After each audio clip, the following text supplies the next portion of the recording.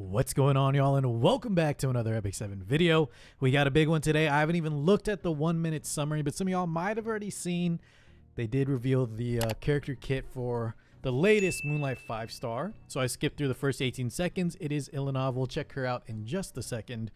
And if you guys noticed or watched anywhere the Reddit stove, I think there was a leak going around yesterday, and it seems like it was all true. So her kit's kind of crazy. Make sure y'all stay tuned. But let's go ahead and check this out real quick. Let's see what's left in here besides the Ilynav. We already went over the Summer Ida. I believe her name was Festive Ida. And, you know, she looks amazing. I'm still not sure on her kit. Her artifact is also doesn't seem very good. But as always with limited characters, try to get one of each. Whoa, look. We got like a little rhythm music mini game. That's going to be our summer event game. Years before was volleyball. Sometimes we had the garden thing. We had the what'd you call it, guys? The League of Legends Team Fortress Tactics mini event. This one looks pretty cool. So good job, Smilegate. There's been a trend of gacha games that have like fun mini games in there. This is the side story. We still have that new character, by the way. Oh wow, Lethe's gonna get some exclusive equipment. All right, guys. Usually they update. They don't have it live right when I'm recording the actual exclusive equipment stats. But hopefully, like in a little bit, they'll have the actual exact info for these. Man, Bloodblade Karen one is going to be good too. You know, on the stove post forums on the patch note details. But we'll have to check that out later. I'll probably cover it in live stream if y'all want to hang out tomorrow. Let's see, extra grace of growth. Oh, cool. Wow, this is big too. This is something I've kind of gotten lazy on. It does cost a decent amount of Sky Stones, but honestly pretty worth it, especially if you're newer and really just want to try out characters. A lot of times too, you can just leave a character here forever if you so choose. And, you know, it's free, a lot of free resources essentially for upgrading them. And now we'll be able to do 2 at once. All right, I like that, Smilegate. I'm not sure if I'll buy it immediately because I'm going to need these Sky Stones to spend for Mystics drop refreshing. But yeah, eventually I'll probably pick that up. Yep, we already know the Festive Ida banner's coming on the 8th. And then here we go, guys. Mystic Summon Rotation, Empyrean Ilynav. Okay, so honestly, pretty good stuff. Very short review, or not review, but patch summary. But there is an extra grace of growth and a cool minigame coming. All right, not bad. Okay, without further ado, though, I want to get straight into the Empyrean Ilynav. All right. Sorry, guys. I promise I haven't watched it yet, but I did want to go into the stats. I did skip ahead a little bit just to see if I wanted to confirm if those leaks were true or not. And it looks like they were pretty accurate. But yeah, let's go. Let's check this out together. I haven't seen any of the lore. Unfortunately, I do know a little bit about the skills. Do not fear. The blood on my spear will not be forgotten. Like I said, I was watching that. I saw that. The promises of this spear I haven't seen this, though. will not be Wow, forgotten. that's actually really cool. For the future That's of the a sick Wind animation. Tribe. Straight out of anime.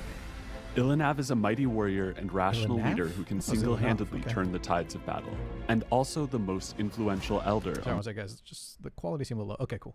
among the Wind Dragons. Wind Dragons, all right? Due to her righteous nature, she holds herself responsible I for like the this winds. animation a lot. As a result, Ilynav opposed the idea of conducting experiments on her fellow dragons, She does have that beauty mark, guys. but was expelled from her own tribe by those who were persuaded by Wretched Rose. Man, it seems like Wretched Hearing Rose the is news really... of Athene, a victim of the experiments, escaping, she sets out in her search of her really to going take crazy. responsibility for the misdeeds her fellow winds have committed. Oh, wow. Guys, we actually see... I mean, we might have seen it in the past. I'm not sure. First time I'm seeing it, though. The Wretched Rose sprite. Assuming she's a 4-star, she'll be after Ilynav. And then after that, hopefully the boss character, Harsetti. But yeah, look at this. Winds have committed. Good looking sprites. Not as big of a fan of the Ilynav look as I thought I'd be for ML Ilynav. Just a few minor critiques. But her kit, the skill animation on the skill 3, the cutscene animation is so good. All right, let's check out the stats. So I did know it was a light knight. She is very slow, guys, and she'll be bringing some unique passives to our game. Okay, so get ready. I'm gonna give y'all a little spoiler. She's pretty dang good if you're a slow tanky player and you want to fight, you know, aggressive cleave like units, especially ones with armor penetration, defense penetration. Okay, so let's check this out. Skill 2, this is the real moneymaker. Usually with these units, they'll bring something new to the table, and we have a passive pen resistance for everybody 30%, right? 3, 5, 7, 9, 10. Yeah, 30% pen resistance for all allies. This is huge. There's so many characters in the game that have pen resistance. And a lot of characters as well got buffed, you know, added things like pen resistance or penetration stat on top of it. So a lot of characters, unfortunately, will be getting harmed by this. You know, units that aren't even that strong right now will be pushed even further away if someone like your opponent picks ML Ilynav, or if they have them on Guild War defense, arena defense. Just like ML Politis, Sea Phantom Politis, a lot of units that aren't really strong, you know, that have penetration will just unfortunately get, you know, a little worse off here. But, you know, that's kind of the way the game progresses. We have to keep bringing new stuff to the table, and this is the latest iteration. After every attack suffered by an ally, increase the combat readiness of the caster by 10%. This is also very strong too. A lot of cycling, because if you guys saw on her base kit, right? She's a knight, and she has, sorry, missed it. She has 95 speed, okay? So a lot of that will be, hopefully, your opponents will be targeting, you know, anytime your ally suffers an attack, anyone on your team, you get 10% combat readiness, which she desperately needs. Okay, let's see the rest of... Oh, actually, you know what? Let's go watch this animation real quick. Right here. After every attack...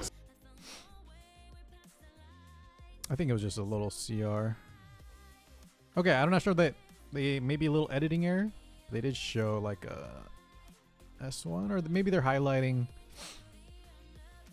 pen resistance or something. Anyways, unyielding blow, the skill 3. This is what we saw. The intro attacks the enemy with the spear, inflicting injuries before dispelling 2 debuffs from all allies. That is huge. A tanky character that also has an activatable dispel is really strong. If you guys have been watching like the World Championship, the WC, a lot of times people will just pick units like Tywin, Ambitious Tywin, even if their opponents don't have like debuffs just yet. Because if they draft debuffs later, or just in general, he's providing so much to the team, and he can cleanse as well. I think that's Ilynav is going to provide a lot of mitigation via the anti-penetration, and on top of that too, having 2 dispels is huge. Especially if like you're picking like a Laya, for example, or something, and that gets banned out, you still have some dispels available.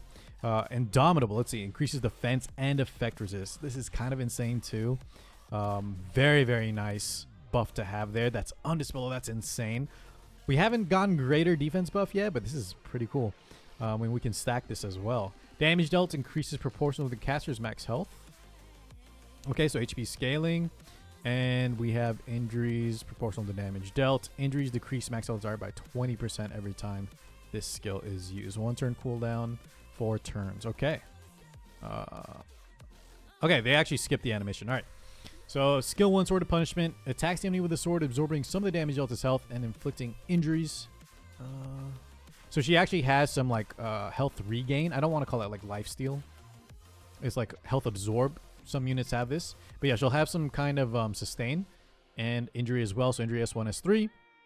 Damage dealt increases proportional with the caster's max health. Severity of injuries proportional. Yeah. Injuries decrease max health of the target by up to 10% every time. So 20% on S3, 10% on S1. It all has HP scaling, damage scaling on the injuries. You know the drill. We can soul burn this as well. Increases damage dealt and deals additional damage equivalent to 50%. Wow, so we have, I believe this is similar to Death Dealer Raise. It might work a little differently. I'll have to brush up.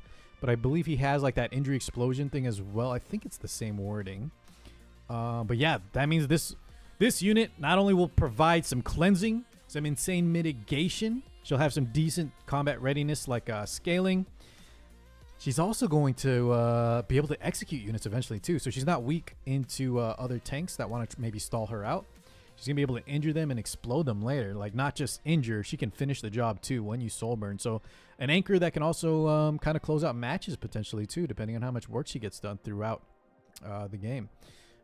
That's kind of an insane kit. I really like this unit, guys. This is obviously right up my alley. I just don't know if it's healthy for the game at the moment. We're really in, you know, here, hold on. Let me, I'll pull up the, let's watch this last little animation. We'll check out the lobby animation, and then I'll talk shop with you guys on my full thoughts once we get to the, oh, was that the, that was the activatable skill on Red Ilynav, right? Okay, cool. Here's the skill 3 animation again. Let's watch the lobby animation. She's got a little... Oh, she's got a little baby dragon. Okay, very cute. Nice Laoya animation. I always want to check those out. All right, this is where I wanted to talk with y'all. I want to see what Smilegate does, what they have, what kind of units they're showcasing here. They had an ML Ken. All right, so we're fighting Sea Phantom Politis, Ambitious Taiwan, Blood Moon Haste. And what's the last unit? I can't tell yet. Like Navy Captain Landy. All right, very strong team. So let's see. Wow, look at that combat readiness push on that Ilynav. That was a lot of CR. And then we're going to be able to... We did have a cleanse there from that maid. God, a maid Crimson Armament team. This unit might be made for me. What I was saying, though, guys, is obviously the kit really, really aligns with my playstyle. I really like to play that tank down style. I don't mind going slow. I don't mind if, you know, it's boring as heck. That's just me. That's how I like to play. It's how my gear kind of is rolled. That being said, I don't know how healthy this is. Like I mentioned at the start, the penetration resistance is just really, really strong, and it just hurts a lot of units that, you know, are already not in the best spot. But we're in a pendulum sort of arms race between cleaving and tank down. So here's our latest tank down unit that is very, very powerful, guys. I don't think anyone will say otherwise. She has a unique part of her ability on both the S2 and the defense pen and, or sorry, yeah, the S2 anti-penetration. It's kind of weird to call it. And then the skill 3, that undispellable defense effect resist, is really, really strong on top of that. I think maybe they're trying to highlight that or showcase that with the Maid Chloe. If you didn't know, Maid Chloe also has a ton of effect resist stacking between her passive, and then she could also hold artifacts, imprints. Crimson Armament also has an imprint. So I don't know, maybe effect resist stacking could be a thing, but overall, I don't really think that's needed. In essence, her just being on the field, how much combat readiness she gets, how much, you know, HP scaling, injury, execution with a soul burn, which they're not even going to show here, but she's doing decent damage. 4,800 is not bad, and look how much injury's already been stacked up. On top of that, like I said, we can soul burn too to just pop units, because look at the amount of injury on that haste. If we were to soul burn, I know his health is low, but it would do a significant amount of damage. Just look at Death Dealer Ray if you guys want to see. Yeah, guys, this is obviously a must pull for me. I think this might be a must pull for a lot of y'all that aren't, you know, very fast players. And just in general, the Epic 7 game, if you want to play competitive, it really is, you know, you need a lot of these Moonlight 5 stars. They do give a lot of them for free, but yeah, start shop refreshing, guys. Really start saving for these Moonlight 5 stars. If you look at the Summer Limited unit, Ida, her kit is nothing compared to Ilynav in terms of like uniqueness and what it's going to bring to the meta. All right, so that's just a heads up. All right, I'm gonna have to shop refresh. Thank you guys so much for tuning in. We'll see how she shakes things up. Appreciate every single one of y'all. Catch you guys in the next one. Peace out, y'all.